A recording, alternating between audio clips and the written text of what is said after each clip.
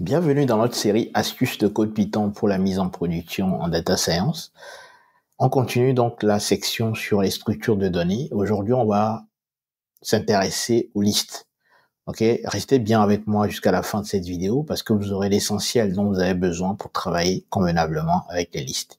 Il y aura en tout 3 épisodes où on va rentrer en profondeur sur les listes et vous aurez finalement tout le package dont vous avez besoin pour travailler sereinement afin d'amener vos projets en production. En tout cas, comment utiliser les listes de façon pratique pour vous permettre de pouvoir les mettre en évidence dans vos projets. Allez, c'est parti, générique.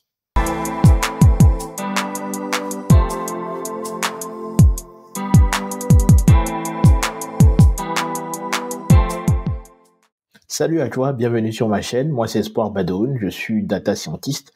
Et sur ma chaîne, je partage avec toi 3 éléments clés qui, je pense, sont indispensables pour quiconque veut devenir autonome dans la mise en production de ses projets data ou IA. Il s'agit essentiellement d'astuces de code Python pour la mise en production en data science. Il s'agit de mindset dans la data pour réussir. Et enfin, de stratégie dans la data science. Alors, si les thématiques autour de la mise en production de projets data ou IA t'intéressent, je t'invite donc à faire 2 choses parce que tu es au bon endroit. Active la cloche de notification afin d'être notifié de tous nos nouveaux contenus édifiants qui apparaîtront chaque semaine sur la chaîne. Et deuxièmement, abonne-toi afin justement de faire partie de cette aventure collective. Je profite aussi de l'occasion, si tu es nouveau ici, te souhaiter la bienvenue parmi nous. Tu trouveras dans la barre de description un cadeau, comme il a de coutume ici. C'est un petit livret qui se lit très rapidement, qui te permettra justement de bâtir ton mindset sur les thématiques de mise en production. Revenons donc sur le sujet du jour. Aujourd'hui, on va se focaliser sur les listes en tant que structure de données. On va voir ici très rapidement des éléments d'introduction sur les listes afin que les uns et les autres puissent s'en inspirer aussi dans leur projet. Donc tout d'abord, comme il est de coutume dans cette série, on va définir ce que c'est que cette structure de données. Donc une liste, en fait, est une collection ordonnée d'éléments enfermés dans des crochets. OK ? Et donc, comme caractéristique, les listes sont muables, c'est-à-dire qu'on peut ajouter, soustraire, multiplier les valeurs à l'intérieur de la liste. Et donc, un exemple ici, donc comme on a dit, c'est une collection ordonnée d'éléments enfermés donc dans des crochets. Donc ici, on va définir donc une première liste, L1, qui contient des entiers, qui contient des chaînes de caractères, qui contient des flottants et qui contient aussi donc des booléens et aussi des structures complexes, ok?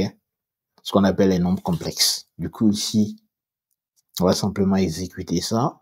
Vous voyez, ça nous donne le type de L1 qui est bien évidemment une liste.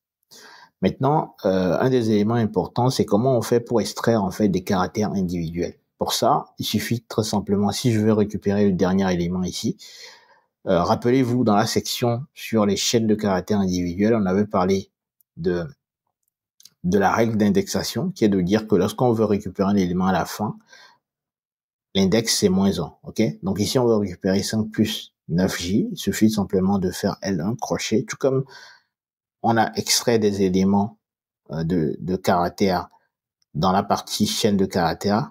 Bien, pour extraire un élément individuel dans une liste, il suffit donc de lui donner l'index. Ici, en l'occurrence, c'est -1 pour spécifier la fin, du coup, de cette liste-là. Donc, si je veux récupérer des éléments, donc, de la première position, donc, jusqu'à la 4e position, rappelez-vous, une règle aussi qu'on avait vue dans la partie sur les chaînes de caractères individuelles, c'est que, justement, le premier caractère est inclusif et le dernier est exclusif. Donc ici, en l'occurrence, 6-0, c'est ça. OK?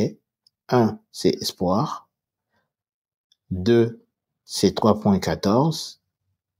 3, c'est trou.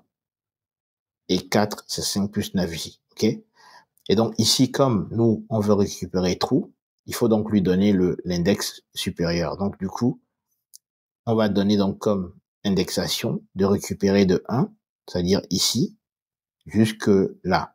Pour ça, il faut que comme le dernier est exclusif, on va lui donner donc l'indice plutôt de celui-là, et donc il va nous récupérer les 3 valeurs correspondantes. Donc ici, il suffit de faire L1 de 1 à 4 et vous obtenez donc les valeurs correspondantes, qui sont espoir, 3.14 et trou.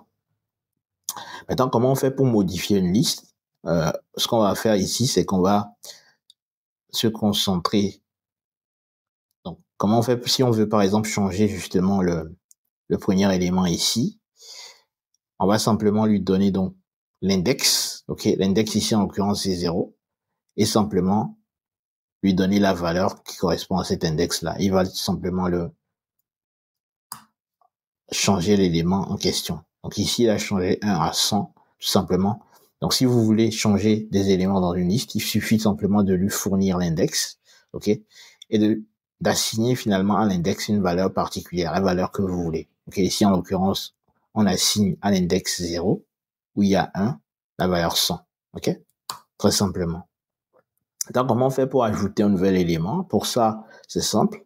Pour ajouter un nouvel élément, il suffit de venir là, venez ici, et puis vous faites juste, vous utilisez la fonction append qui permet du coup de rajouter un élément dans une structure existante. Donc ici, en l'occurrence, on a L1 qui est égal à cette liste-là. Et donc, à l'intérieur, on va tout simplement rajouter espoir. Et donc, ça, cet élément que vous voulez ajouter va venir se rajouter simplement à la fin de votre liste, comme vous le voyez ici. Maintenant, comment on fait pour sauter un élément? Tout comme la fonction qu'on avait vue dans la section sur les chaînes de caractères individuels. Si vous ne l'avez pas vu, retrouvez-le sur ma chaîne de caractères individuels. On a vu tous les éléments qui vous permettra de travailler avec lui. Donc, petite parenthèse, donc on revient donc à notre sujet. Si on veut sauter un élément, il suffit donc d'utiliser la fonction pop. Et pop, si on lui met rien à l'intérieur, il va simplement enlever le dernier élément, en fait. Donc, du coup, le dernier élément ici, c'est C. Donc, le C va sauter, OK? Voilà le C qui saute ici. Donc, comment on fait pour inverser les éléments d'une liste? Imaginons que vous avez une liste d'éléments et que vous voulez justement renverser l'ordre. Bah, il suffit d'utiliser la fonction reverse. Reverse va vous permettre donc, du coup, de pouvoir inverser cette liste-là. Donc, on est parti. Voilà. Donc là, on a C qui est ici. Ensuite, on a 3. Ensuite, on a B. Ensuite, on a 2. Ensuite, on a A. Et ensuite, on a 1. OK? Voilà comment vous pouvez très rapidement inverser les éléments d'une liste en utilisant la fonction reverse. Maintenant, comment on fait pour insérer finalement un élément à un index spécifié? Alors pour ça, là, vous avez la fonction insert. Donc, imaginons que vous voulez insérer un élément dans un index particulier. Bah, il suffit d'utiliser la fonction insert qui va vous permettre donc d'insérer, OK, la valeur que vous voulez. Donc ici, en l'occurrence, espoir, on veut l'insérer ici, OK? Rappelez-vous, on commence toujours par 0 en Python en termes d'indexation. Donc le 1, c'est cette valeur-là qu'on veut remplacer simplement par espoir ici. Donc, comment on utilise insert? Vous commencez à lui spécifier l'index, en particulier 1 ici, et ensuite l'élément que vous voulez remplacer. Donc l'élément que vous voulez donc du coup rajouter à cet index-là ou à ce positionnement-là.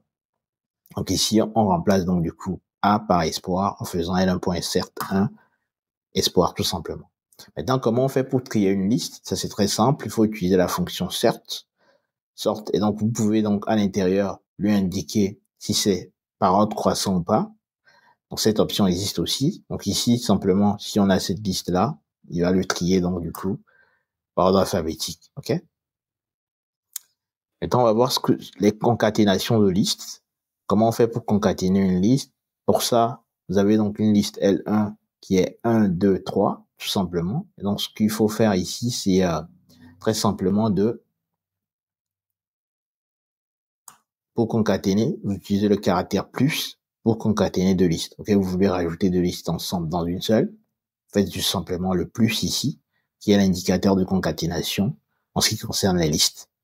Maintenant, si on veut répéter les éléments, donc on a L1 ici qui est égal à 1A et true. Si on veut, du coup, répéter ces éléments-là, donc il suffit de faire d'utiliser l'opérateur multiplier qui permet donc de pouvoir répéter cet élément 3 fois. Ok. Si je lui demande de le répéter 2 fois, il va le répéter. Alors ça, il y a une petite erreur. Il va le répéter 2 fois. Voilà. Si je lui demande 5 fois, il va le répéter 5 fois. Voilà, donc je pense qu'on arrive au terme donc de cet épisode, premier épisode sur les listes. J'espère que cela vous a plu. Dites-moi ça dans les commentaires si vous avez des éléments à rajouter. Dans le prochain épisode, on va continuer du coup sur la série sur les listes. On va voir quelques fonctions très utiles pour vous permettre de faire des opérations en particulier sur les listes. Si vous avez aimé ce contenu, comme d'habitude, likez, commentez, partagez afin qu'un maximum de data scientists puissent en profiter. Je vous donne rendez-vous donc très prochainement pour un nouveau contenu tout aussi édifiant. Salut!